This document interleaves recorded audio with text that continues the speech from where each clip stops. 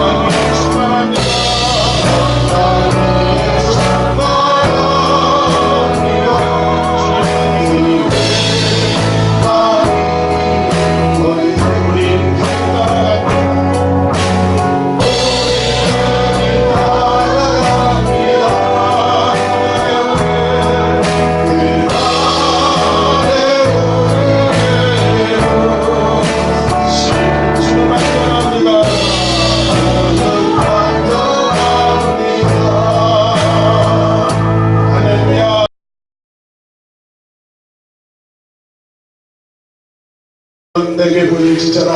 우리 주님을 간절히 찾을 때 만나주시고 주님께 부르짖을 때 응답해 주시며 우리들을 만나 주시는 줄로 믿습니다. 오늘도 그렇게 부르짖음을 통하여 이 땅 위에 또 이 제단 위에 불같은 성령이 일어나 주옵소서. 그래서 오늘도 얼어붙은 우리의 마음 녹여주시고 변화시켜 주옵소서. 이 원망의 마음이 사랑의 마음으로, 실망의 마음이 기대의 마음으로, 분노의 마음이 이해와 배려의 마음으로, 범죄의 마음들이 회개하는 마음으로, 실망감을 안고 살아가는 이 마음들이 오늘 이 땅을 위하여 기도하는 마음으로 변화되기를 소망합니다.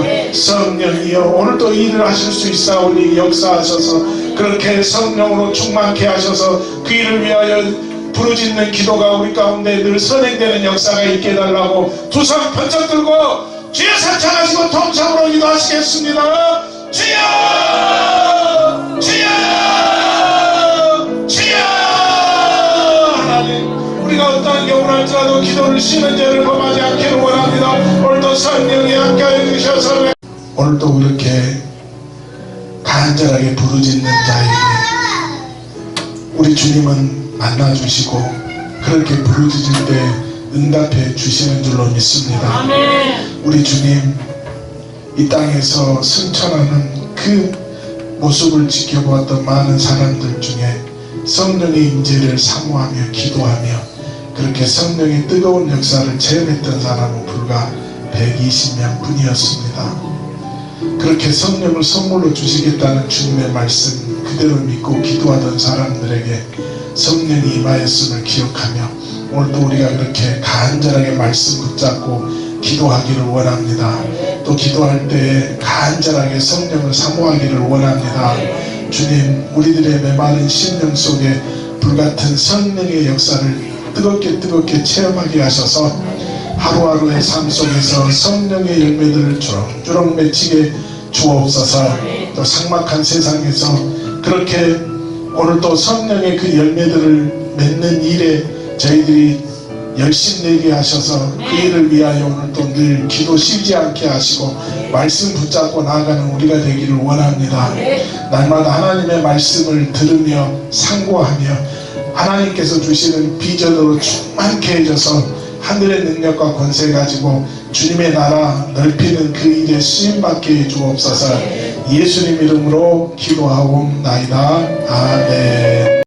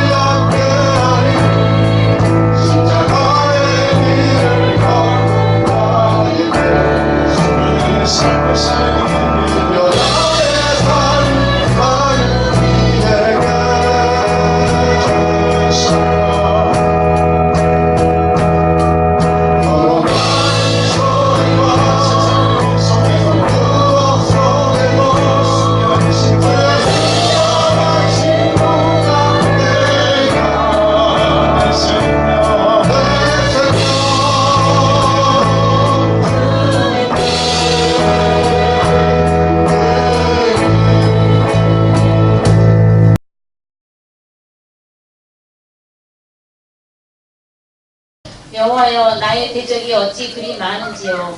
일어나 나를 치는 자가 많으니이다. 많은 사람이 나를 대적하여 말하기를 그는 하나님께 구원을 받지 못한다 하나이다. 여호와여 주는 나의 방패시요 나의 영광이시요 나의 머리를 드시는 자이시니라. 내가 나의 목소리로 여호와께 부르짖으니 그의 성산에서 응답하시는도다. 내가 누워 자고 깨었으니 여호와께서 나를 붙드시미로다. 천만인이 나를 에워싸 진진당하여도 나는 두려워하지 아니하리이다. 여호와여 일어나소서. 나의 하나님이여 나를 구원하소서. 주께서 나의 모든 원수의 뺨을 치시며 악인의 일을 꺾으셨나이다. 구원은 여호와께 있사오니 주의 복을 주의 백성에게 내리소서. 아멘.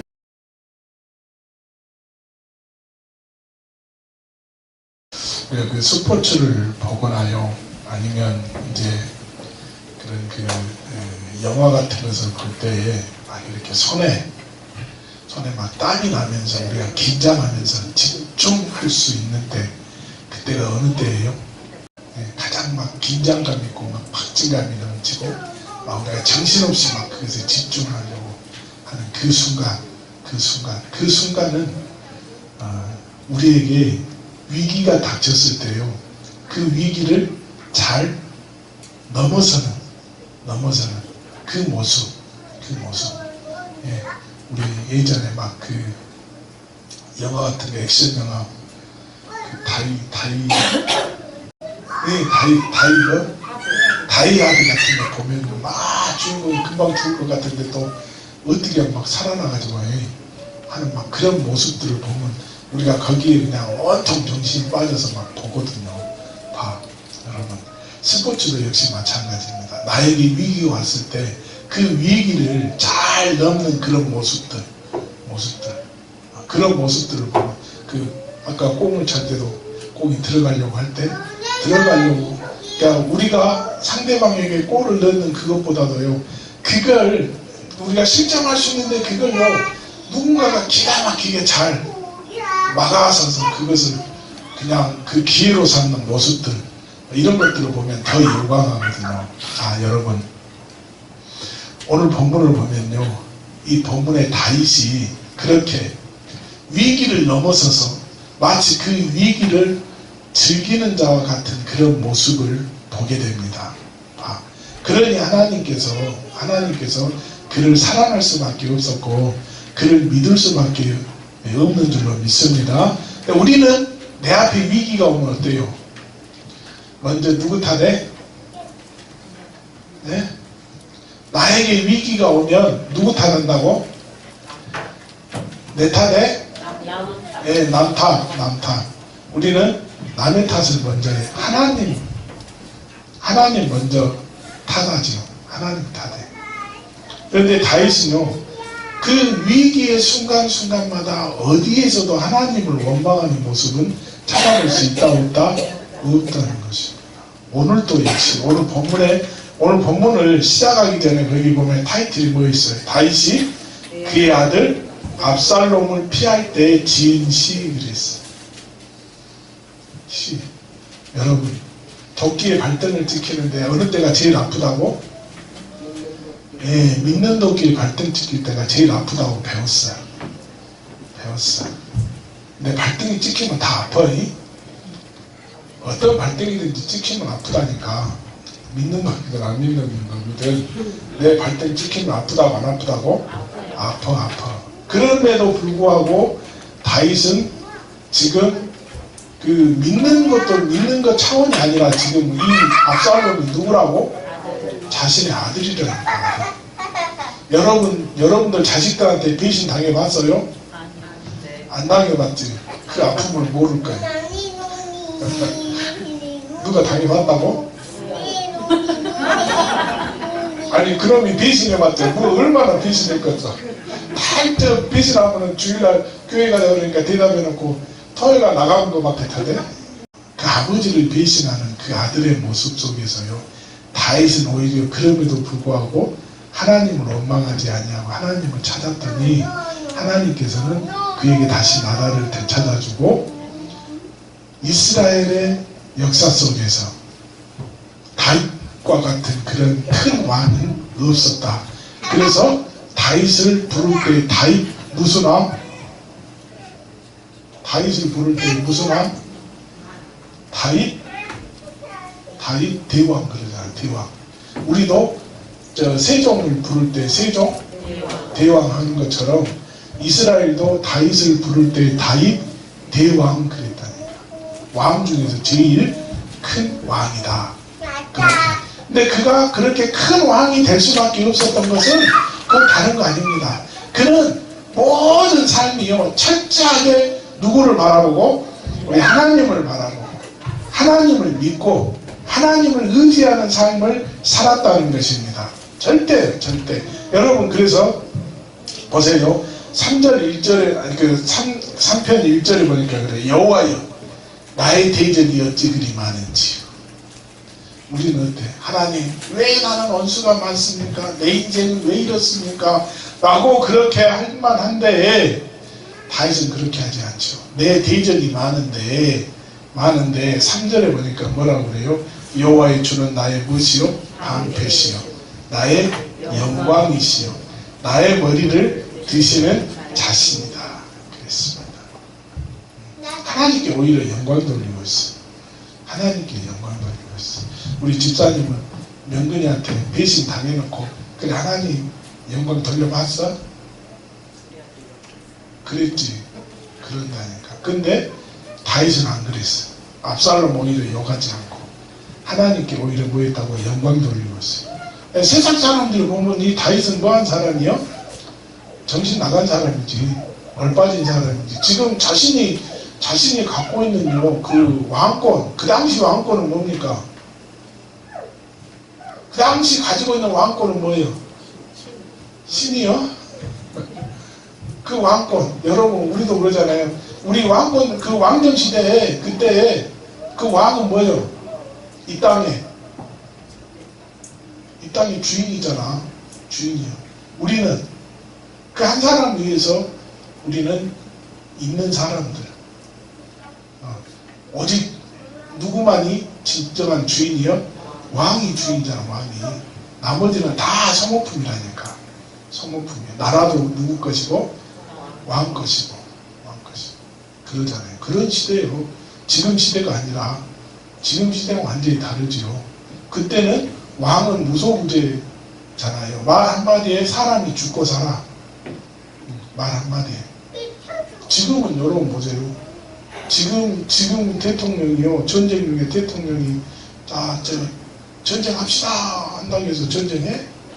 만약에 우리가 전쟁한다면 대통령이 전쟁합시다 그러면 전쟁하냐고 안 한다니까. 근데 그때는 왕이 전쟁해 그러면 바로 전쟁하는 거예요. 그 시대는. 그 시대가 달라. 그 시대에 그 왕권을 빼앗겼다는 것이에요. 빼앗겼어요. 모든 것을 다 잃어버렸다니까. 그럼에도 불구하고 다윗은 하나님께 영광을 돌리고 있어요. 또 뭐라고 그래요? 4절에 내가 나의 목소리로 여호와께 뭐하니? 부르짖으니 그의 성산에서 응답하시도다. 여호와께 부르짖었대. 이 얘기는 뭐예요? 기도 있어. 기도. 여러분 같으면 이렇게 왕권 빼앗기면 뭐 할 것이야? 다시 되찾으려고 하겠지요. 내가 되찾으려고 한다니까. 그런데 다윗은 본인이 그걸 찾으려고 하지 않고 뭐 하려고 했다고? 먼저 기도했다고요. 기도하니까 누가 찾게 해줘요? 하나님이 찾게 해줘. 하나님. 그러면 우리는 뭐 아무것도 안 해도 되냐고. 그 얘기가 아니에요. 먼저가 일의 우선순위가 바뀌었다는 것이. 우리는 먼저 내가 그 일 해보고 안 되면 결국에 와서 무릎 꿇는데 다윗은 그것이 아니라 먼저 뭐하고? 무릎 꿇고 그 다음에 뭐 했다고요? 그 일을 찾으려고 했다니까. 그게 우리가 그 일의 우선순위가 그렇게 달랐다는 것이. 달랐어. 그래서 그런 일만 있으면 뭐합니까? 먼저 무릎 꿇잖아요. 무릎 꿇어.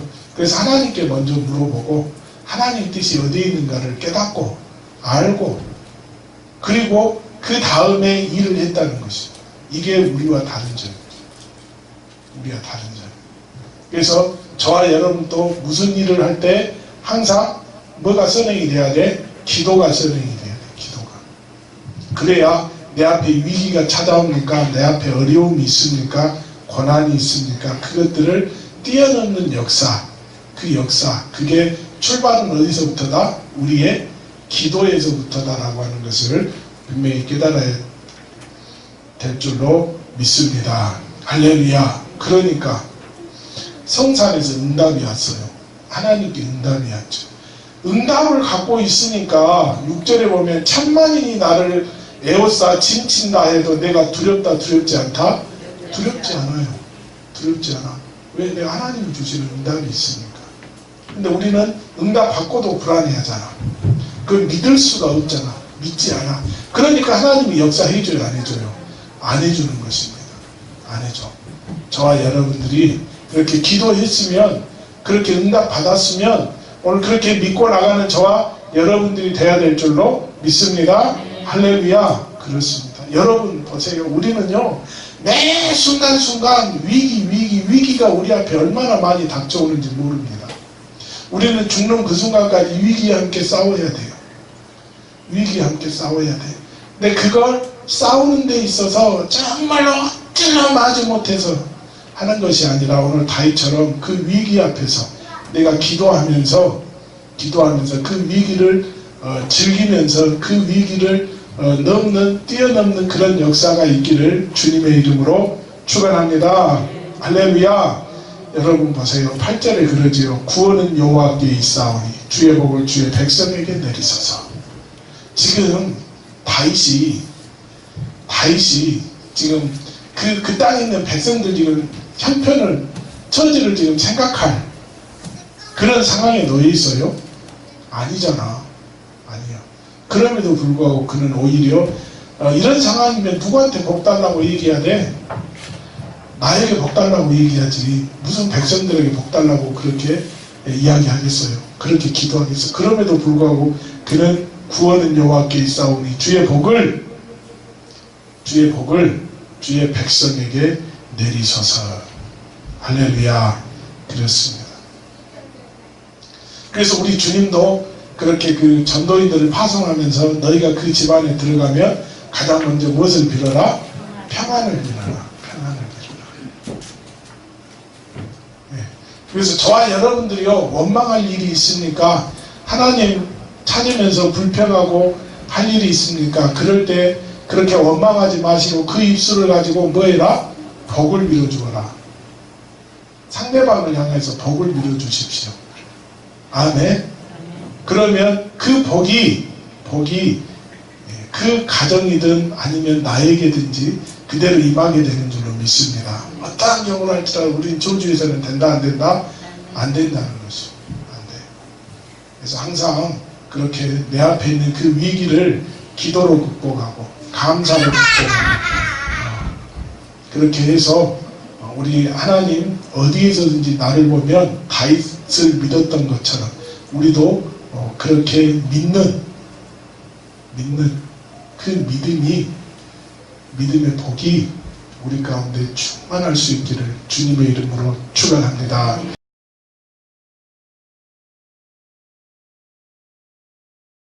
내 앞에 어떠한 위기와 고난을 만난다 할지라도 그 가운데 하나님 함께 하심을 바라보게 하여 주시고, 그래서 감사하게 하시고 찬양하게 하시고 또 늘 그 위기 앞에 두려워하지 않도록 기도하게 하셔서 하나님 그 위기를 뛰어넘는 역사가 있기를 원합니다. 또 그렇게 내 앞에서 한숨이 나오고 원망과 실망과 좌절이 나오려고 할 때에 오히려 우리는 그를 향하여서 복을 비는 역사가 있게 주옵소서. 그래서 그 믿음 인정받게 하시고 그 믿음 통하여 다윗 가문처럼 우리 가문들도 세워져 가는 역사가 있게 주옵소서. 이제는 십자가를 지사 구원을 완성하신 우리 주 예수 그리스도의 은혜와 하나님 아버지의 무한하시고 만극하신 사랑하심과 성령님의 감화 감동 역사하시며 돌보시는 은총이 삶의 현장으로 돌아가서 또 열심히 싸워 승리하기를 원하는 사랑하는 성도들 위에와 그 가정 위에와 이 교회 위에 이제로부터 영원토록 함께 하옵시길 간절히 축원하옵나이다.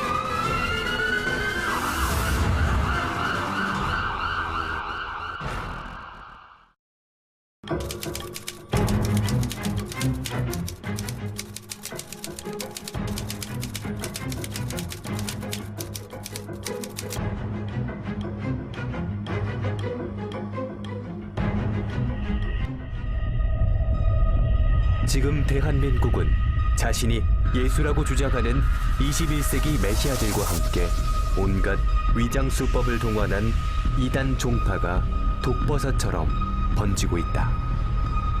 지금이야말로 깨어 기도하며 일상에 깊게 파고든 이단 경계를 위해 하늘에 사이렌을 울릴 때이다.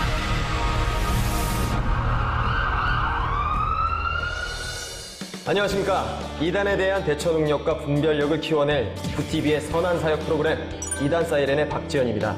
이단 퇴치 운동에 앞장서고 계신 한국교회 이단 사역 전문가 현대중교회 탁지원 소장님, 오늘도 함께 하십니다. 예, 이렇게 세 번째 또 인사드립니다. 네. 오늘 열심히 하겠습니다. 네, 감사합니다. 함께 하실 분들 소개해드리겠습니다. 먼저 JMS의 초창기 멤버로서 30년간 몸담고 계시다가 탈퇴 후 현재는 각종 이단 대처에 힘쓰고 계신 김경천 목사님 나와주셨습니다. 네, 소감 한번, 포부 한번 부탁드립니다. 네, 지난 30년 동안 이단의 괴소로서 활동했습니다. 그러나 이제 후로는 예수 모실 때까지 혹은 제가 죽을 때까지 주 예수 그리스도만을 위하여 증거하며 살겠습니다. 지금까지 출연자 중에서 가장 포부가 후보가. 네, 감사합니다. 주 안에서 믿음의 가정을 꾸리시더니 아름다운 향기를 품고 오셨습니다. 아, 너무 예뻐진 거 아니에요? 아, 감사합니다. 네, 개그우먼 정지민 씨, 반갑습니다. 네, 안녕하세요. 향기 나는 개그우먼 정지민입니다. 내가 또 오늘 제가 또 시원한 쿨한 향기를 가지고 왔거든요. 왜냐, 이단 때문에 답답했던 그 속을 뻥 뚫어드리고 싶어서 또 시원한 향기로 여러분 방송 보시면 진짜 속 뻥 뚫릴 때까지 열심히 한번 해보겠습니다. 기대하겠습니다. 네. 성경을 2000독 이상 정독했으며 그 해석법과 진리들을 예수에게 직접 배웠다고 주장하는 기독교 복음 선교회 JMS의 교주 정명석. 오늘 설교 듣고 또 열하나 또 전도하겠어요?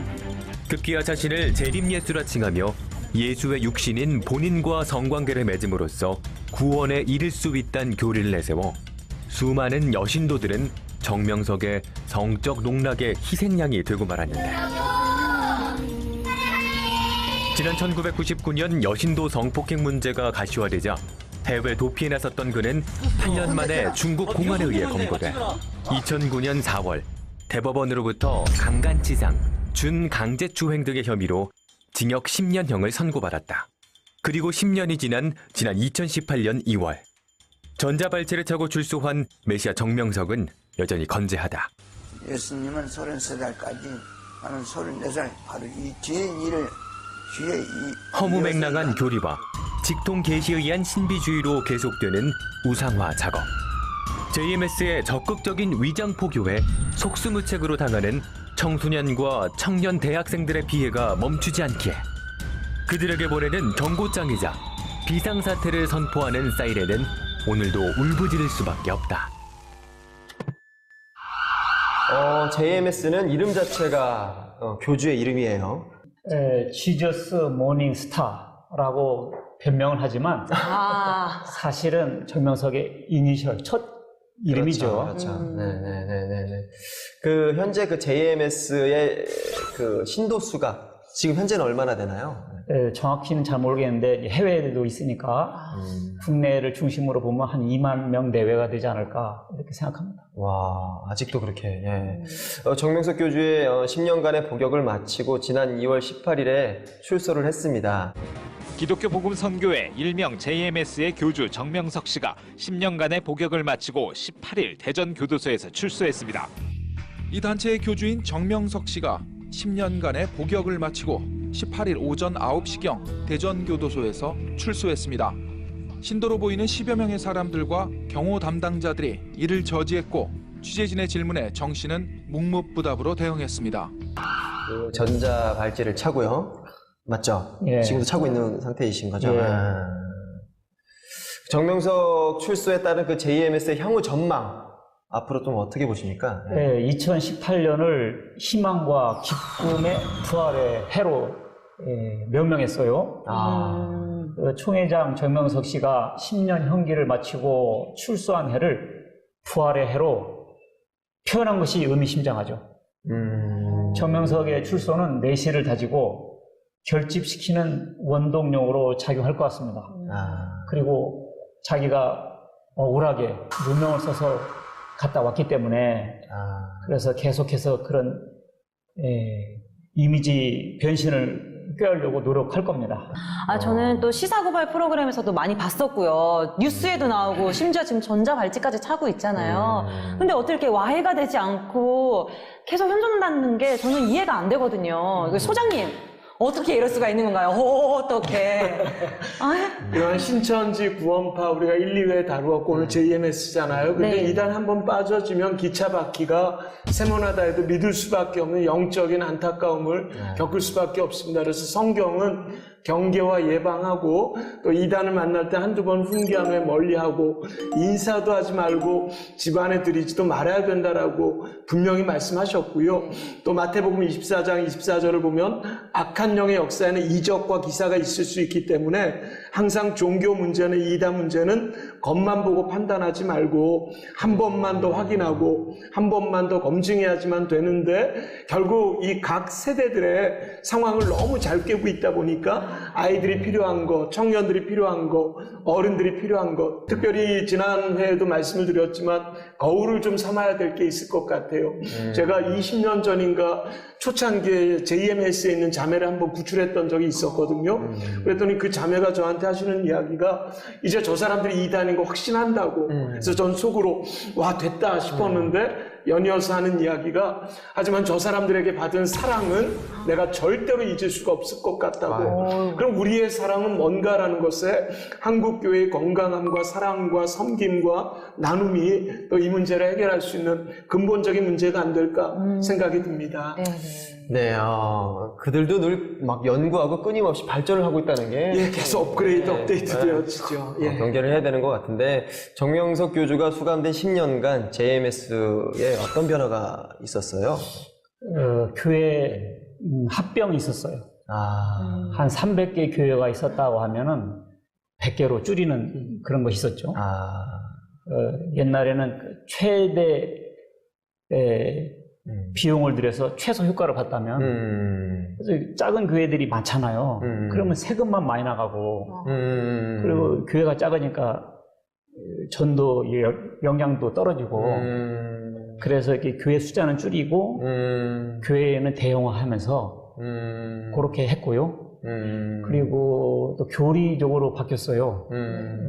예수님께서는 사흘 만에 부활하셨잖아요. 네. 근데 정명석은 이제 재림 예수니까 3년 무덤 기간이. 네. 그래서 1999년부터 무덤 기간이 시작됐다고 했거든요.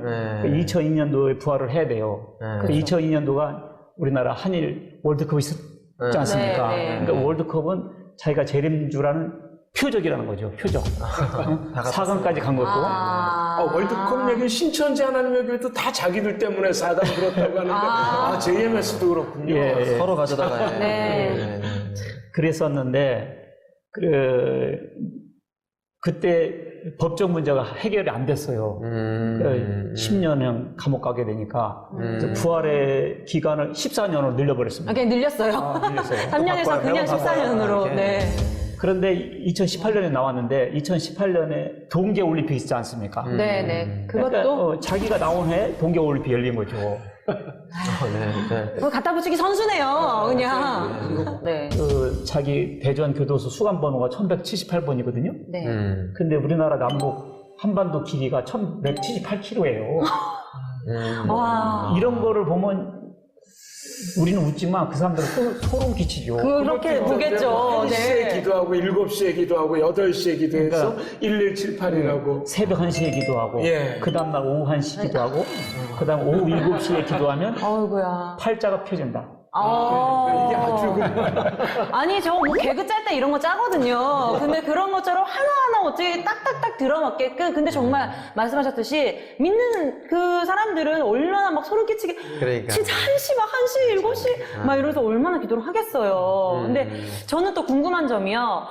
1999년부터 도피 생활을 시작했다고 하셨고 또 2009년부터 수감이 됐잖아요. 그러니까 기간을 막 늘리면서 수감했는데 교주의 공백이 그만큼 있었다는 거죠. 20년이라는 공백이 있었는데 이 JMS 조직이 아직도 현존하고 아직도 유지가 되고 있다는 게 어떻게 그렇게 유지됐는지 궁금합니다. 아, 간단해요. 지금은 글로벌 시대잖아요. 네. 그러니까 몸이 없다고 해서 없는 게 아니에요. 원격 관리, 인터넷 설교, 전화. 그럼요. 아니, 수감 중에 아니 수감 전에 다 해놓은 거를 해외 돌아다닐 때. 와. 그리고 수감 중에는 옥중서신. 그 집사 변호사가 날마다 들어가잖아요. 집사 변호사가. 그리고 보고서 갖고 들어가고 답장 받아 나오고 설교 갖고 나오고. 와. 그리고 그 정주훈이라는 2인자 세워서 이렇게 얼마든지 추스릴 수 있었던 거죠. 2인자들이 또 그 있어요. 해외 또 피해 사례가 엄청나다는데 어떤 피해 사례들이 있나요? 선교 현황을 보면 일본이 제일 많거든요. 일본이 한 3,000명, 그리고 대만이 2,000명, 그리고 홍콩, 말레이시아, 싱가포르, 호주, 뉴질랜드 이렇게. 그다음에 미국, 캐나다, 그다음에 유럽, 사우스 아프리카, 몽고 이런 식으로 돼 있죠. 야, 지금까지 이단 중에서 가장 좀 이렇게 풍났네요. 어떤 지역이. 뭐 대부분 다 그래요. 다 그래요. 요즘에는 우리나라 땅에만 미련두지 않고요. 거의 전 세계 아프리카 남미까지도 많이 가 있으니까요. 아니 대체 JMS가 뭐길래 이렇게 해외까지? 피해 상황으로는 그 일본에서도 그 100명의 여자들이 당했다. 정명석 씨가 일본에서도 100여 명의 여대생을 성폭행했다는 보도가 나오면서 韓国のカルト教団摂理の教祖で 정명석 교수 61歳かもしれません。片山さんもおっしゃってましたけども。朝早くから夜遅くまでとにかく人の出入りが多くって 건강 상태를 돌봐준다며 불려가 성폭행을 당한 여성이 100명을 넘는다고 전했습니다. 그래가지고 일본의 그 신문이라든지 방송이 완전히 도배를 했습니다. 그리고 대만에서도 했었고요. 네. 그다음에 호주, 뉴질랜드, 싱가포르 이런 데서 특집 방송을 했죠. 이 피해 상황에 대해서. 어떻게 보면 정말 우리나라의 망신 부끄러운 일이죠. 이었던 거네요. 아, 참. 먼저 그 현대 오늘도 이번에도 그 월간 현대 종교에서 JMS를 전담으로 취재하고 계신 김정수 기자님과 전화 연결 한번 해보려고 합니다. 네, 여보세요. 박지현입니다. 안녕하세요. JMS를 취재하시다 보면 안타까운 심정이 많이 들지 않으실까 싶은데 오늘은 어떤 내용을 전해주실 건가요? 예, JMS 2세대의 억압된 생활에 관해서 말씀드리려고 합니다. 2세들이 있어요? 예, JMS의 역사가 오래된 만큼 모태신앙도 생기고 2세들도 자연스럽게 JMS 신도가 되고 있거든요. 그렇죠, 네. 하지만 그 이들은 부모 세대와 달리 JMS의 억압된 관리와 체계로 인해서 참기 힘든 고통을 호소하고 있었고요. 가출과 학업 중단 등으로 표출되고 있는 상황입니다. 그렇죠. 당연히 그랬겠죠. 아마 그 신앙은 자기들이 선택한 신앙이 아닐 테니까. 그렇죠? 예, 제가 만난 A씨는 JMS 신도인 엄마를 따라 어린 시절부터 JMS 교회를 출석하기 시작했는데요. 초등학교 입학 전부터 트로트를 개사한 새노래라는 찬양집을 불렀다고 합니다. 초등학교 5학년부터 철저한 교육 속에 JMS 교리가 세뇌되었는데요. 문제는 교리가 아니라 친구들과의 정상적인 관계가 어렵다는 점입니다. 네, A씨의 엄마는 JMS가 아니면 친구들도 사귀지 못하게 했고 영화나 JMS와 관련 없는 책은 절대 보지 못하게 했습니다. 그리고 이성 친구를 만나지 못하게 하기 위해서 학원도 보내지 않았고요. 그리고 사귀는 것은 물론 이성 친구와는 말도 하지 못했습니다. 그리고 교회 내에서도 오빠라는 말은 금기어나 마찬가지였고요. 이세들은 연예인을 좋아하는 것도 금지되어 있다고 합니다. 예, 그리고 A씨는 정기적으로 정명석에게 편지를 썼는데요. 초등학생 때는 가끔 썼고 중고생이 되어서는 주 2회 정도 썼다고 합니다. 2달에 한 번 또는 분기가 바뀌면 옷을 바꿔 입고 프로필 사진도 촬영했습니다. 아니, 그 프로필 사진은 어떤 용도가 어떻게 되는 거죠? 네, JMS에서 늘 그래왔듯이 정명석에게 보내기 위해서 프로필 사진을 촬영한 것으로 보이고요. 그리고 재미있는 것은 A씨가 집에 정명석 사진 액자가 많았었다고 하고요. 그리고 정명석의 영이 앉은 자리가 따로 마련되어 있어서 매일 청소하고 또 기도했다고 합니다. 와, 진짜 2세들이 더 문제인 것 같아요. 막 본인이 선택한 신앙도 아니면서 이게 저는 초등학교 때는 한 번씩 썼는데 이제 중고등학생이 되면 자신의 그 생각 자체도 내가 2번씩은 써야지, 3번씩 더 열심히 써야지 이런 생각으로 쓴 거잖아요. 근데 정상적인 사회생활 자체가 거의 불가능할 것 같고요, 기자님. 네. 탈퇴를 하고 싶어도 탈퇴를 할 수 없는 상황인가요? 예, 10대 2세들이 JMS 탈퇴를 고민하는 이유는 교리가 이상하다거나 정명석이 성폭행범이라는 것 때문은 아니고요. 정씨가 성폭행범이라는 것은 믿지도 않고요. 탈퇴를 고민하는 이유와는 크게 상관이 없습니다. 그럼요. 2세로서의 삶이 힘들어서 나오는 것이고요. 심한 간섭과 구속, 그리고 세상과 단절된 삶이 10대 2세들에게는 그 무엇보다도 견디기 힘든 일인 것이죠. 그러니까요. 연예인도 못 좋아하게 하고, 못 보게 하고, 그쵸. 이성교제도 막, 아니, 전자발찌를 차신 분이 이성교제를 왜 막았을까요? 맞아요. 참 아이러니합니다. 하지만 2세들은 경제적으로 독립하기 전에는 탈퇴가 어려운 상황입니다. 실제로 탈퇴를 해야겠다고 생각할 수 있는 시기는 대학 생활을 접하면서부터라고 합니다. JMS에서 세뇌되어 이성과는 말을 하지 말아야 한다고 강요받았지만 세상을 접하면서 서서히 자신의 삶이 이상하다는 생각이 든다는 겁니다. 그리고 얼마 전 탈퇴에 성공한 A씨는 다른 2세들에게 가장 늦었다고 생각할 때가 가장 빠른 것이라면서 탈퇴를 고민하는 순간 후회하지 말고 바로 나오라며 안타까워했습니다. JMS가 요구하는 삶만 보더라도 비상식적이라는 사실을 2세들도 알고 있었거든요. JMS가 잘못되었다는 것을 깨달은 2세들의 용기 있는 탈퇴로 고통에서 벗어나 자유로운 삶을 누리기를 바라는 마음입니다. 네. 맞습니다. 아니, 옆에서 바로 보신 거니까, 정말 이게 간절한 마음 느껴지는데요. 참, 제가 얘기 들으면서도 느끼는데, 그 전자발찌 차신 분께서 이성교제를 막았다는 게 좀 아이러니해요. 네, 그렇죠. 예, 그걸 어떤 권한으로 그렇게 막았는지 어떻게 생각하세요? 거꾸로 생각하시면 되는데요. 이성에 대한 철저한 교육 분위기에서 자란 2세들이 역으로 교주가 성적으로 문제를 일으킨다는 것을 상상조차 할 수 없는 거예요. 그렇죠. 그래서 교주가 순결하다고 세뇌되는 결과를 가져오는 거죠. 그래서 교육을 철저하게 하는 건데요. JMS는 아예 이성교육 지침서가 따로 마련되어 있어요. 그래서 26쪽에서 27쪽의 내용을 잠깐 말씀드리면 첫째로 음란물을 보면 꼭꼭 묶어놓고 3, 4일씩 굶겨버리고 내가 그런 것을 보면 우리 집이 안 된다, 굶는 신세가 된다 하면서 무섭게 교육시켜야 한다, 이런 얘기도 하고요. 두 번째는 아이들이 인터넷이나 TV에서 음란물을 보면 거기에 마이너스 플러스 전기를 연결시켜서 완전히 골 때리게 만들고 그들이 이것만 보면 이런 일이 일어난다, 하나님이 싫어하는 바가 된다 하게 만들면 몇 번만 하고 안 한다, 이렇게도 얘기하고요. 그리고 이성관계 한 사람들은 하나님이 심판하시고 엄격히 다스리신다는 것을 아이들에게 자꾸 들려주고 가르쳐줘야 한다, 이런 내용들이 적혀 있었습니다. 아니, 이게 이거야말로 진짜 아이 키우는 입장에서 그 아이들 학대가 아닌가 좀 그런 생각이 드는데, 이 부모로서 위대한 유산은 주지 못할 망정, 그 하나님의 은혜와 그 사랑을 주지 못할 망정 네. 이단의 악습을 물려주면 이게 되겠습니까? 요즘에 그 모태 이단이라는 게 있습니다. 태어나자마자 엄마 아빠가 이단이기 때문에 그러니까 이 생각. 그냥 선택이 여지없이 이단 되어주는 이런 문제도 우리 한국 교회가 기도에 우리 아이들 소중한 것만큼 이 아이들도 결국 하나님의 품으로 인도할 수 있는 그런 마음이 필요할 것 같아요. 맞습니다. 아니 기자님 옆에서 지켜보시면서 마음 많이 안타까우셨을 것 같은데요. 기자님 너무 감사드리고요. 네, 늘 하나님의 은혜 안에서 새 힘 얻으실 수 있기를 저희도 같이 기도하겠습니다. 감사합니다. 고맙습니다. 네.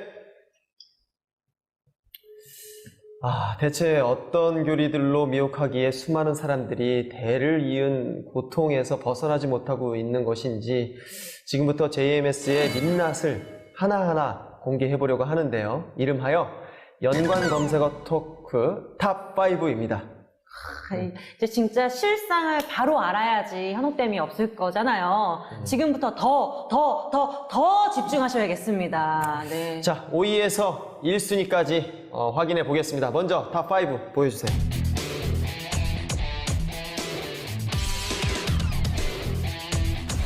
자칭 메시아.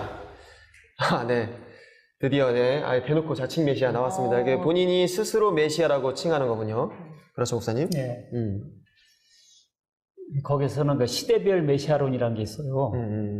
노아 때는 노아가 메시아. 아브람 때는 아브람이 메시아. 다윗 때는 다윗이 메시아. 모세 때는 모세가 메시아. 이렇게 다 물타기를 해요. 그래서 그 중에 이제 예수님도 들어가고, 그러면 이제 정명석도 끼어들 수 있는 거죠. 그리고 삼시대론이라는 게 있어요. 삼시대론. 특히 통일교 JMS는 구약, 신약, 성약이라고 합니다. 성약. 신천지 같으면 이제 구약, 신약, 계시록 실상시대.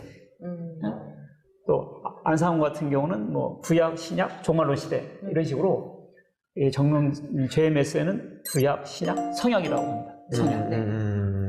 그러면 구약에는 모세가 메시아, 신약에는 예수님이 메시아. 그럼 이 시대는 자기가 메시아라고 자연스럽게 설명되는 거죠.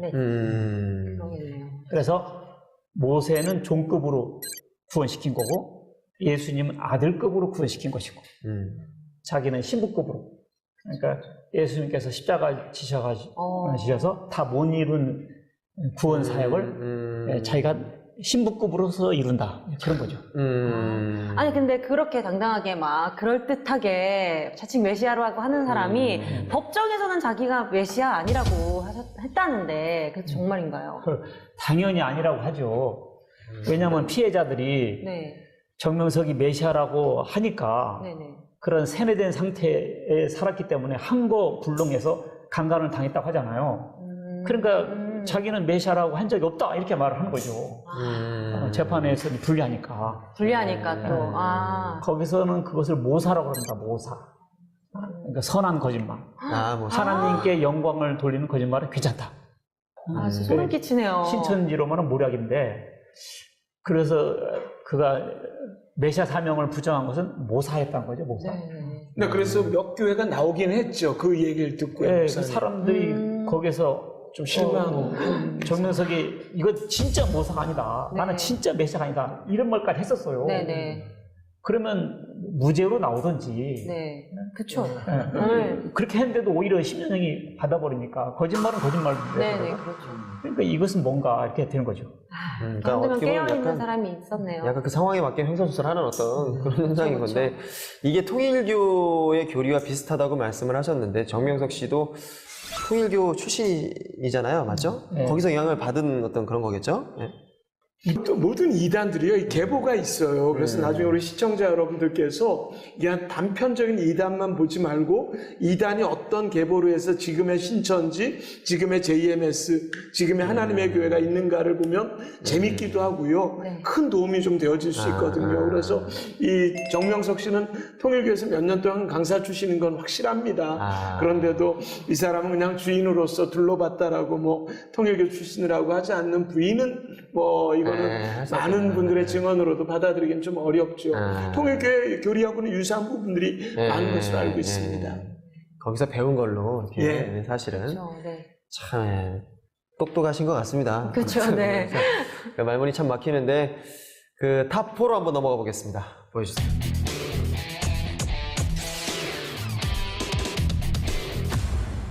성스러운 구원.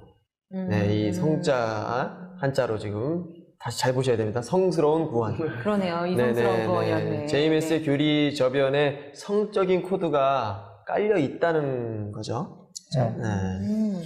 정씨는 그 최초의 인간의 타락, 선악과 따먹은 거잖아요. 네. 이 선악과를 여자 성기로 봅니다. 여자 성기로 봐요. 그래서 뱀이 먼저 따먹었다는 것은 마귀와 영적인 타락을 한 것이고, 그 다음에 아담에게도 줬다. 그 말은 아담과도 성관계를 했다. 두 개 따먹었다는 것은 두 번 성관계를 했다. 그리고 그럼 하나님은 생육하라고 했는데 성관계를 하지 않으면 생육이 안 되지 않냐? 그것은 익은 다음에 따먹으라고 하려고 했다. 그러니까 성장 전에 따먹은 것이 타락이다. 그렇기 때문에 이 성으로 타락했기 때문에 성으로 구원받는다는 논리가 내포되어 있는 거예요. 아니, 선악과부터 그렇게 잡고 들어가니까 이 교리 자체가 정말 이렇게 시작을 하니까 사람들이 그게 당연한 줄 알게 넘어가는 것들이 너무 많은 거죠. 왜 JMS가 성적으로 많은 문제를 일으키는지 듣고 나니까 뉴스에 보도된 그 일들이 어떻게 일어나게 된 건지 퍼즐이 착착착 맞춰지는 느낌이네요. 속을 수밖에 없었고 그렇게 이해할 수밖에 없게끔 첫 구절부터 가르치는데 정말 그러니까 이 원죄를 벗어나는 것이 구원이잖아요. 네. 예수님 믿고 원죄를 벗어나는데 그 사람들은 원죄가 선악과잖아요. 선악과가 여자 성기잖아요. 그러니까 성관계를 안 하는 것이 원죄를 벗어나는 길이에요. 그래서 이성교제 못하게 하고 다 연결이 되는 지금 그렇게 하려고 하는 그게. 그리고 선악과를 따먹지 말라고 하는 분이 누구예요? 하나님이시잖아요. 근데 이 시대에 선악과를 정면서에 가르쳐줬잖아요. 선악과가 여자 성기라고 배우는 순간 우리는 따먹지 말아야 아담이 되는 거예요. 그리고 따먹어라, 따먹지 말라고 명령권에 대한 정면석이 되는 거예요. 그래서 원죄를 안 지키기 위해서 그 사람들은 기다리다가 한꺼번에 해요. 그래서 합동 결혼식이 나오는 거예요.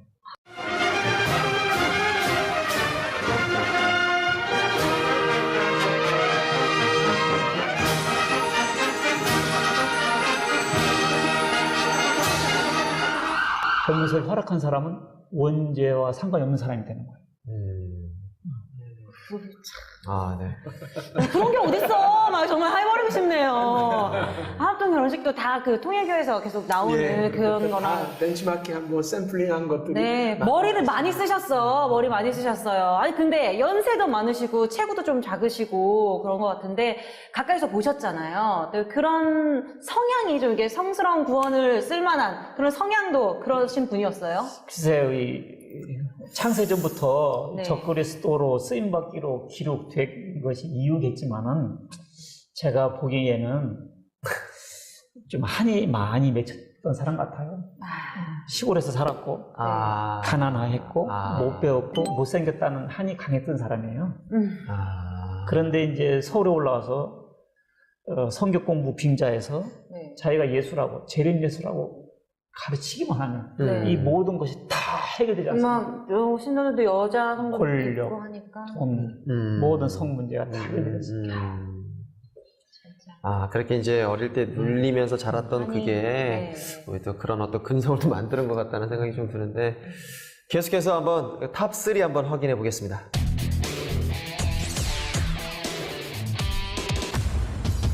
비유풀이. 네. 제가 1회 방송을 보니까 신천지도 뭐 온통 이렇게 비유풀이라고 하던데 맞아요. 비슷한 건가요, 이게? 네. 정명석의 성경관은 비유론입니다. 비유론. 완전. 예를 들면 예수님께서 구름 타고 온다. 예수님이 손오기가 네 구름 타고 오냐? 알라딘이가 네 양탄자 타고 오냐? 마귀 할머니가 네 빗자루 타고 오냐?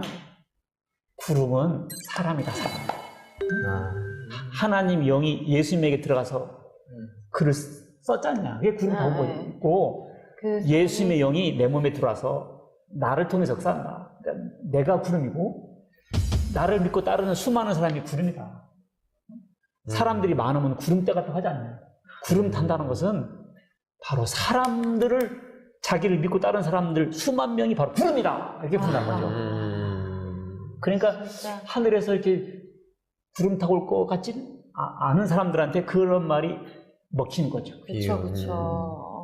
또 뭐 구름 말고 또 어떤 비유가 있는지 한번. 불심판 같은 것도. 불심판. 네. 예수님 오시면 불심판한다고 했잖아요. 네. 근데 지금 자기를 재림 예수라고 하는 사람들은 아무도 불심판하지 않았잖아요. 근데 어찌 재림 예수라고 할 수 있는가?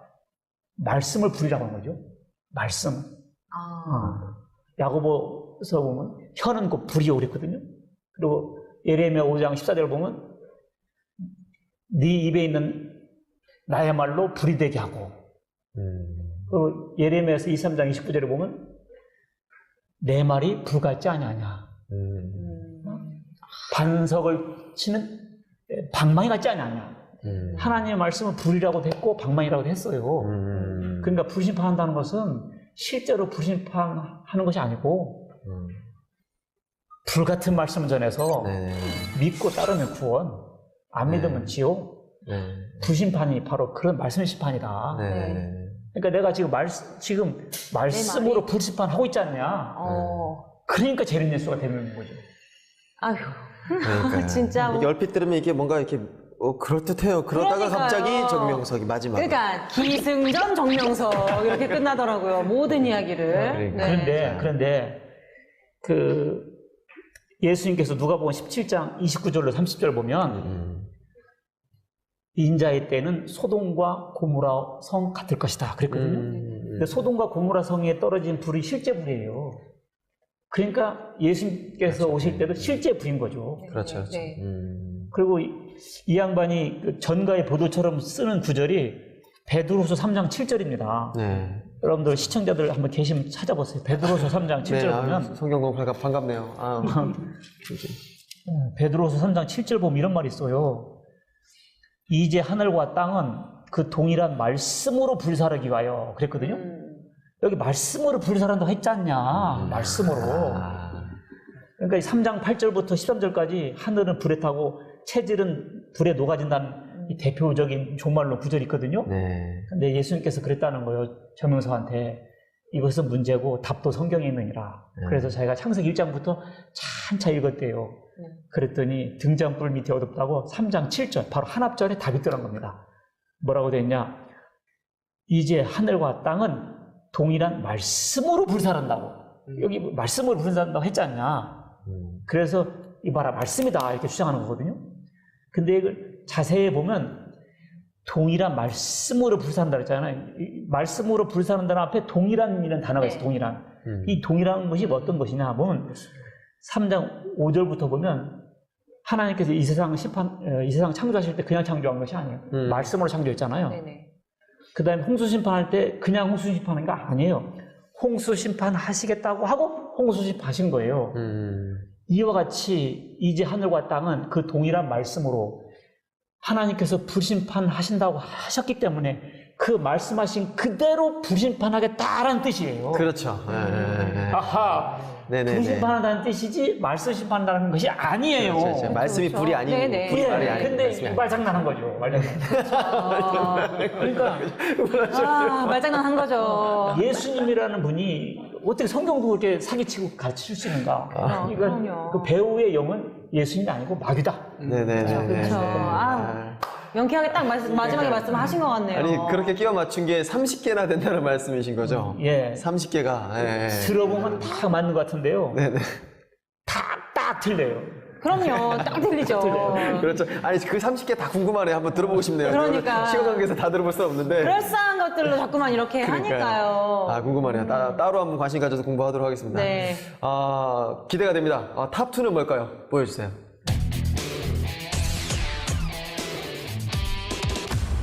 예수 육체 부활 부정. 육체 부활 부정. 이거를 부정할 수 있나요, 또? 그러니까 이번에 또 어떤 논리를 펼칠지 설명 좀 부탁드립니다, 목사님. 30개론이 다 그렇지만 이 부활론은 완전히 틀려요. 기독교하고. 우리 기독교는 예수님의 십자가와 부활을 주장하고 부활도 특히 육신의 부활을 말하는 거거든요. 그렇죠. 근데 이 정명석은 이 부활을 영의 부활이라고 그래요. 영의 부활. 그러니까 사람이 죽으면 뭐 갑자기 무슨 엘비스 프레슬리의 망령이 나타났다. 존 레넌이 죽은 집에 나타났다. 망령이 나타났다. 그런 식으로 예수님께서 돌아가셨는데 갑자기 딱 나타나신 거죠. 영으로. 영으로. 제자들 또 영으로 생각했다니까. 영으로 나타나는 것이 아니에요. 예수님 부활한 육신이 나타나는 거죠. 나타난 거죠. 근데 그렇죠. 정면에서 그 부활한 육신이 영이란 거죠. 영의 부활을 주장하는 거예요. 그게 구름이라고 그랬고. 아. 나 이게 막 정리가 되려고 그래. 아니, 자꾸 정리해서 머리에 넣지 마요. 약간 포즈를 이렇게 갖다 끼워 맞추지 마세요. 이 양반이 그 영의 부활이라고 주장하는 성경 구절이 있어요. 베드로전서 3장 18절 보면 성경의 근거야니까 자, 참 속을 3장 18절 보면 육체로는 죽임을 당하시고 영으로는 살리심을 받으셨으니 그렇게 돼 있어요. 봐라 육체로는 죽임을 당하시고 영으로 살리심을 받았지 않냐. 봐봐라 이래니 이게 내 말이 틀리니 봐봐라. 봐봐요. 육체로는 죽임을 당하시고 영으로는 살리심을 받았다고 했잖냐. 맞네요. 맞아요. 선생님 맞네요. 약간 성대모사 같은 것도 하시면서 하시는 것 같아요. 그러니까 이렇게 되는 거죠. 이걸 제가 뼈저리 알아요. 이만희도 똑같이 주장하고요. 이단들이 이걸 다 같이 주장합니다. 여기를. 그리고 이 정명석은 베드로잖냐, 베드로. 베드로는 예수님이 제자이기 때문에 예수님 말씀을 잘 알아들었다는 거지. 그래서 정확히 썼다는 거예요. 육체로는 죽임을 당하시고 영으로는 살리심을 받았다고. 그리고 만약에 예수님이 육이 부활했으면 문이 잠갔는데 어떻게 쑥 들어왔고 그리고 예수님이 육이 부활했는데 왜 3일 후에 만난 예수님인지 몰라봤겠는가. 엠마오로 낙향하던 제자들이 예수님인지 몰랐잖아요. 그리고 예수님이 부활했으면 그냥 계속 같이 살지 왜 하늘로 올라가셨냐. 이런 얘기를 쭉 하면서 봐라 영의 부활이지 예수님의 육의 부활은 만분의 1도 아니다 이렇게 써놨어요 책에.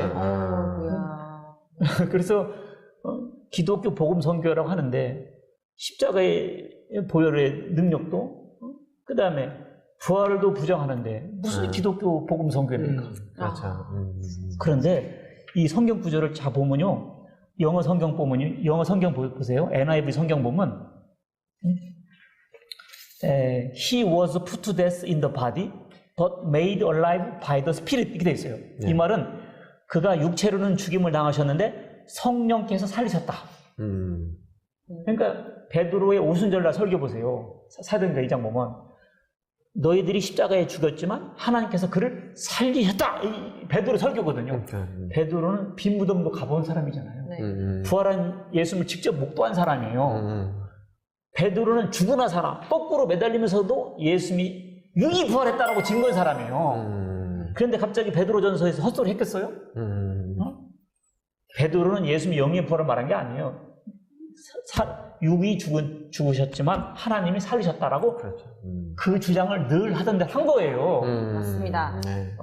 예수님의 육의 부활을 부장한다는 것은 기독교가 아닙니다. 맞습니다. 이거 참 독창적인 해석 같기도 하고 좀 유치한 해석 같기도 하고 한데 이렇게 성경을 예로 들어서 설명을 하면 긴가민가 하면서 이렇게 빠져들 수도 있겠다는 생각이 들기는 해요, 선생님. 그렇죠. 그렇게들 많이들 마음이. 오늘 우리 목사님의 명쾌한 말씀을 듣고 보니까 두 분 MC님께서 이제 직업들을 버리고 이단 사역자로 또 거듭나지 않을까. 배우 하시고 또 이렇게 MC 하시면 가수 하시면서도 이단 문제에 더 많은 관심들을 가져주시면 좋겠습니다. 저는 본론적인 말씀으로요.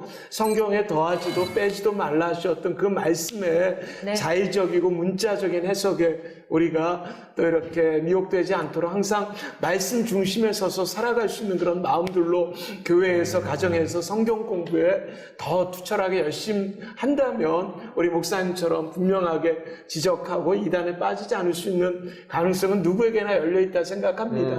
오늘 답은 역시 말씀인 것 같습니다. 맞습니다. 우리가 더 훈련하고 우리가 더 들여다봐야 된다는 거죠, 사실. 그렇습니다. 명심하겠습니다. 마지막 검색어 확인해 보겠습니다. JMS 연관 검색어 탑 1 공개해 주세요.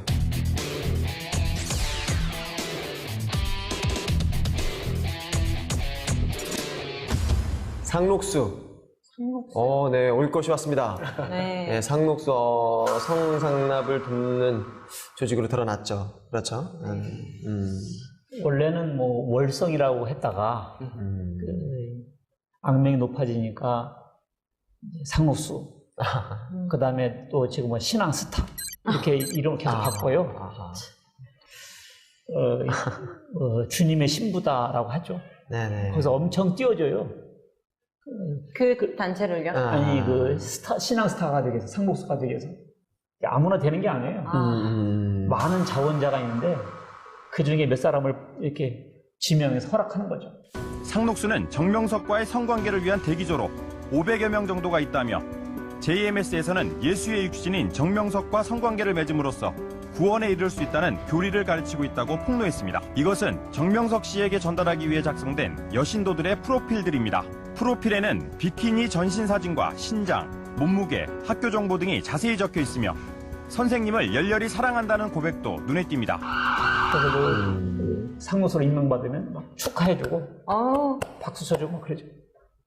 지금도 여대생들을 중심으로 해서 계속 진행되어지고 있는 상황이기 때문에 우리 특별히 대학생 청년들이 JMS는 특별히 관심을 많이 가져야 될 이단임에 틀림이 없습니다. 그러네요. 조심해야겠네 정말. 네, 아니 근데 왜 여대생이라고 말씀하셔서 여대생들이 대체 왜 JMS에 빠지게 되는 거예요?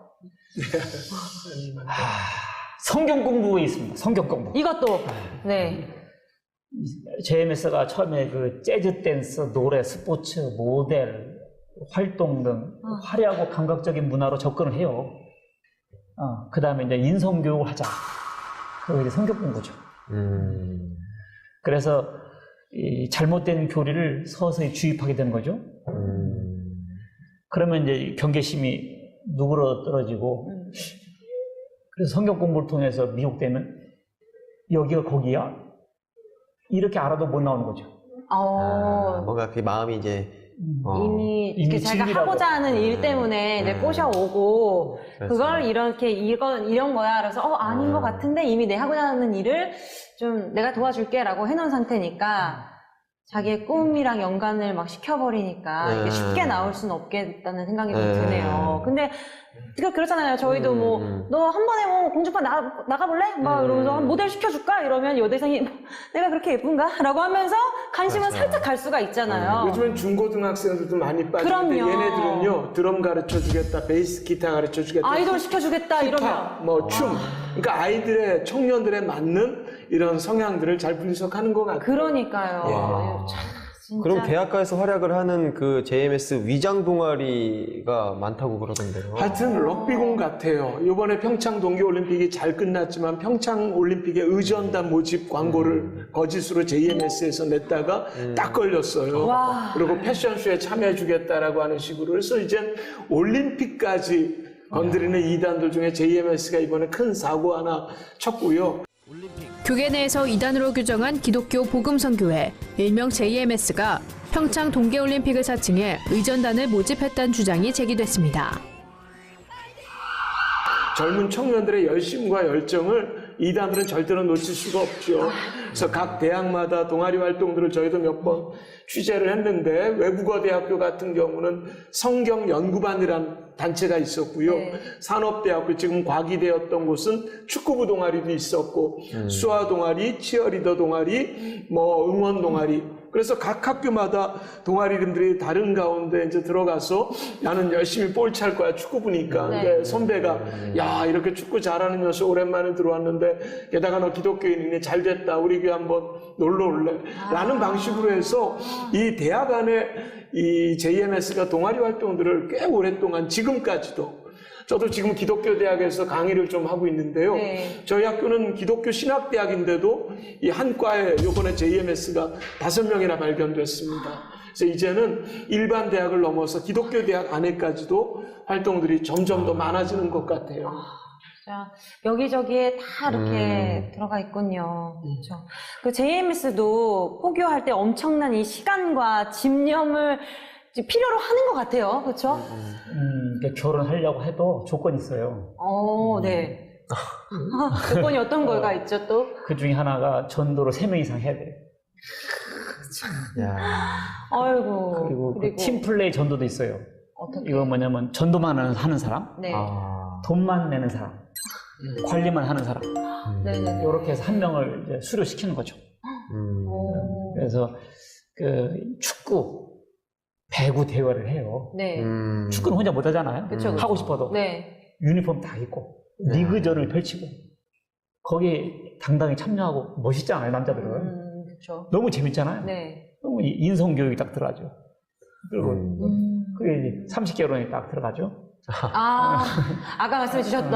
그러면 이제는 뭐 진리라고 믿어지게 되면 거기가 여길이야 상관없죠. 네. 너무 안타깝네요. 아까 30개론이 진짜 들어오기 시작하면 정신없겠네요. 그러니까요. 정신 없으니까요. 네, 이렇게 저희가 연관 검색어 토크 탑5를 통해서 JMS의 좀 더 깊숙한 이야기를 나눠봤습니다. 이런 교리에 세뇌된 신도들의 피해 상황, 정말 대단할 것 같은데요. 목사님, 어떤 사례들이 있나요? 뭐 많이 있는데 몇 가지만 꼽아본다면 정신분열자들이 많았어요. 그럴 것 같아요. 네, 진짜. 그 예수님께는 정신병자들도 와서 나섰는데 여기는 이상한 멀쩡한 사람이 들어와가지고 정신분열 일으키는 사람들이 많았어요. 네네. 그 중에 그 1980년대 중반 때 그 세검정 교회 시절에 있었는데 의대 다니는 자매가 있었어요. 의대요? 뭐 아주 예뻤죠. 근데 이게 어느 청년 모임에 갔는데 이 자매가 그때 영화 있었어요. 더댄싱이라는 것을 그 춤을 멋지게 췄어요. 정명석 눈에 들었겠죠. 아이고. 그래가지고 정명석이 데리고 다니더라고요. 네네. 뻔할 뻔짜다 이러고 있었는데 갑자기 그 자매가 정신분열을 일으키더라고요. 거기서는 그걸 영 들어갔다고 그래요. 영 들어갔다. 영 들어갔다. 영 들어갔다. 정신이 분열이 오면 영 들어갔다 됐다. 이런. 영 들어갔다. 아이고야. 그래가지고 의대도 못하고 그냥 말아버렸죠. 그렇겠죠. 아니 근데 그러면 그분은 뭐 2세도 아니고 그러니까 그 자매님네 집에서 JMS를 상대로 이렇게 좀 어떻게 대처를 한다던가 그렇게 해를 못했죠. 왜냐면 부모가 JMS 신도였기 때문에. 아이고. 그럼 2세였던 거네요. 2세는 아니고 같이 들어간 거죠. 다 같이? 아버지가 먼저 들어가고 이제 자녀들을 전도한 경우인데 그런 경우는 이제 다 정명석 편이 돼가지고 그 자매 탓만 하는 거지. 책임 분담을 못했다는 거. 그 정명석 주변의 여자들은 그럼 정신분열을 겪는 일이 아주 흔하겠네요. 아주 흔하다기보다도 왜 이렇게 많지? 이런 느낌. 왜 이렇게 많이 생기나 할까? 네, 제가 알고 있는 분들도 여러 있습니다. 왜 그런 걸까요? 도대체 어떤 일들이 벌어지길래? 죄책감. 말씀에 다 따라가지 못한다는 거. 아이고, 마음 아파라. 그리고 전도해야 된다는 거, 이 압박감. 6,000년 만에 비밀을 깨달았는데 뭐 해야 된다는 의무감. 그 다음에 그런 스트레스. 그 다음에 신비주의 있죠. 신비주의에 대한 지나친 관심. 잠잘 때도 오늘 밤은 꿈으로 계시하여 주옵소서. 뭐 이런 분위기. 뭐 자연현상을 보면 저것은 나에게 무슨 계시일까? 이런 계속 그렇게 걸리지 않을 수가 없는. 그러니까요. 하나하나 다 예민하게 막 이렇게 철야를 많이 하고 새벽기도 강조하고 이거 사람이 맛이 가는 거죠. 그 대전에서 대전 반석교회 이야기가 좀 궁금합니다. 어떤 일이 있었는지. 2004, 5년경인데 나랑 잘 아는 후배 목사였는데 부부가 다 암에 걸렸어요. 그래가지고 그 아내가 암에 걸려서 죽어갔고, 근데 그 남편도 그 JMS 자체에서는 그래도 신실한 사람이 있었어요. 기도도 하루에 5시간씩 한다는 사람인데, 췌장암에 걸린 거예요. 그래가지고 그 JMS 내 의사들이 수술을 하라.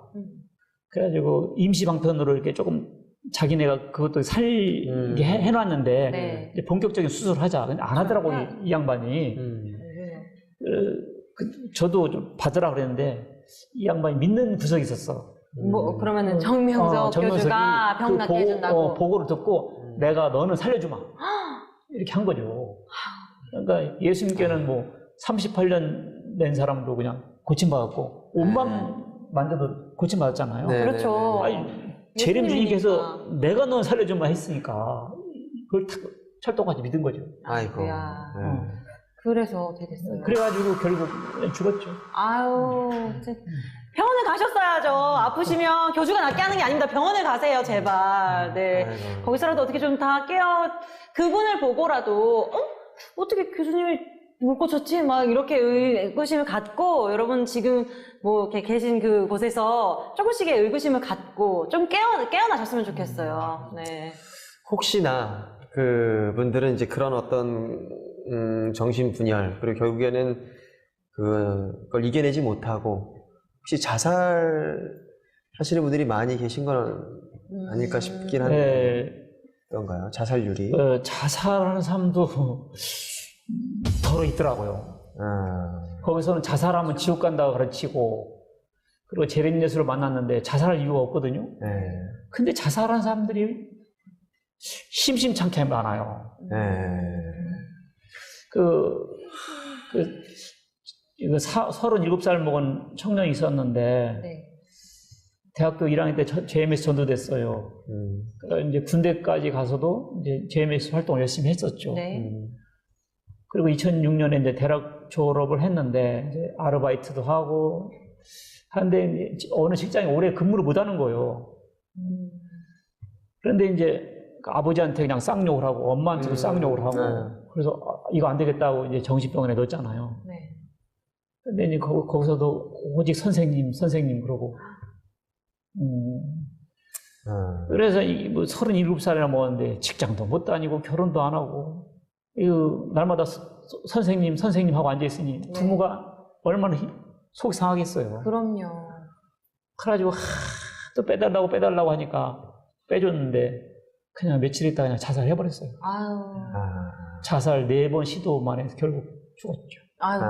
아니 그렇게 JMS에 심취해버리면 아무래도 이렇게 사회생활은 정말 어려울 것 같아요. 사회생활 하기는 어려움이 많을 것 같은데 어때요? 왜냐면 아무래도 건성건성 살게 되죠. 주님을 만났는데 이 세상에서 내가 뭐 쟤네들이 예수 만나고 배와 그물을 버리고 아버지를 버리고 떠나가잖아요. 네네.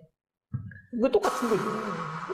이 종교 문제를 넘어서 이제 반사회적이고 국가적인 참사에까지 이룰 수 있는 게 바로 이단의 문제고 종교의 문제인 것 같습니다. 그러네요. 네. 배와 그물은 직장과 학교잖아요. 네네. 버리는 거죠. 저도 그 지인 집사님 두 분이 한 10여 년 동안 교제한 분이 계셨는데 아주 어여쁜 두 딸이었는데 언니가 먼저 JMS 빠지고 동생을 데려갔어요. 근데 그 엄마 아빠는 매일같이 두 딸이 돌아오기만을 기도하면서 시위하고 열심히 또 싸우고, 근데 이게 잘 안 되는 거예요. 근데 들었던 소식은 두 딸이 엄마 아빠를 고소했다는 거예요. 근데 그 고소 내용이 접근 금지, 가처분 신청, 엄마 아빠는 평생 동안 우리에게 오시지 마시오 라는 이야기를 들으면서 가족은 세상에서 가장 가까운 것 같아 보이지만 이단이 개입되어졌을 때 세상에서 가장 먼 존재가 될 수 있는 것에 우리가 가족 사랑하고 교회 사랑하고 성도 사랑하는 것만큼 이단의 문제를 지금보다 조금만 더 관심을 갖는 것이 이 방송의 목적이고 또 우리가 성도로서의 삶의 목적 아닌가, 뭐 이런 좀 본질적인 생각을 해보게 되네요. 네, 아니 그 모든 이단들이 다들 아파하고 이제 그런 싸움을 하고 있지만 이 JMS가 정신분열도 그렇고 자살률도 그렇고 이런 단어들이 나오는 거 보면 좀 가장 좀 더 많이 아파하는 좀 그런 느낌을 좀 많이 받네요. 모든 피해자들이 뭐 사실 따지면 너무 가슴 아픈 200만 명 정도 된다 하지 않습니까? 그러니까 남의 문제가 아니라 우리 모두의 문제라는 것을 다시 한번 깨달을 수 있는 시간이 되어졌으면 좋겠습니다. 혹시나 그 JMS를 탈퇴를 이제 지금도 고민하고 있는 분들이 아마 이 방송을 보실 수도 있으니까요. 그분들을 위해서 우리 소장님께서 자신의 신앙에서 도대체 이제 어떤 걸 점검해야 그런 결심이 설 수 있을지 한번 좀 도움을 주세요. 물론 심리적인 상담이나 내적 치유 같은 거 중요할 수 있겠지만 한국 교회가 성경이란 잣대로 이단을 규정하고 저희들이나 우리 구티비 같은 경우들은 이런 정보를 계속 교회와 성도에게 알리고 또 오늘 참석하신 우리 김경천 목사님이나 이단 사역자님들은 이단에 빠진 분들을 회복하는. 그래서 요즘에는 회복사역자님들의 역할들이 굉장히 커요. 근데 교단마다 거의 없어요, 회복사역자들이. 그래서 몇 분이 지금 공부분투하기 때문에 앞으로 우리 청년들이 이런 사역도 선교의 면에 하나의 또 귀한 선교라고 생각해 주시면 좋겠고요. 그래서 세상 사람들, 세상 방송, 외국인들도 나서는 이단 문제, 제발 우리 기독교인들이 함께 나설 수 있도록 방송 통해서 한 사람의 10걸음이 아닌 우리 모두의 한 걸음 될 수 있는 분명한 동기부여가 오늘 이렇게 형식적인 방송이 아니라 이 방송을 통해서 참 많은 결단들이 좀 있었으면 하는 간절한 바람이 오늘 또 저희들에게 주어지는 것 같습니다. 그러니까 저희도 이제 기독교인으로서 사실은 이제 많이 관심을 더 가지고 기도를 보태드려야겠다는 그런 생각이 들었습니다. 네. 지금 그야말로 이단 경계령이 내린 때입니다. 일상 속으로 깊숙이 파고든 이단에 미혹되지 않기 위해서 항상 저희 이단 사이렌 함께 해주시기를 부탁드립니다. 감사합니다. 예, 수고하셨습니다. 감사합니다. 네. 대단하십니다. 예수님은 막 어기를 안 시켜요. 감동만 시켜. 보통 사람이 내가 가만히 나를 보는 게 정말 보통 사람이야. 우리 어머니가 그랬거든. 너는 너무너무 고집이 세다고. 사실상은 내가 결혼 않고 살겠다고 마음을 먹었을 때 큰 맘 먹은 거예요. 보통이 아니라 이게 7년 동안 결정해. 7년 동안.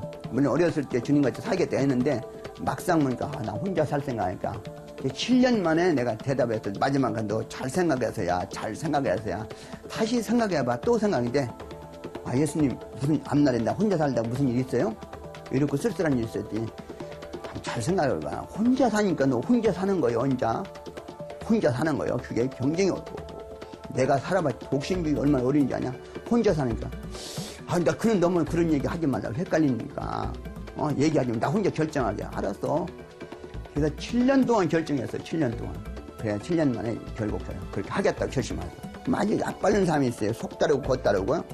그리고 그것도 못 하다 보면 속 따르고 겉 따르고 하고 아주 기회주의자들 자기 기회만 딱 하고 나머지는 딱 버리고 이렇게 하는 기회주의자들이 완전히 하나님 것이 돼야 됩니다. 잘 만들고 멋있게 만들고 아름답게 만들고.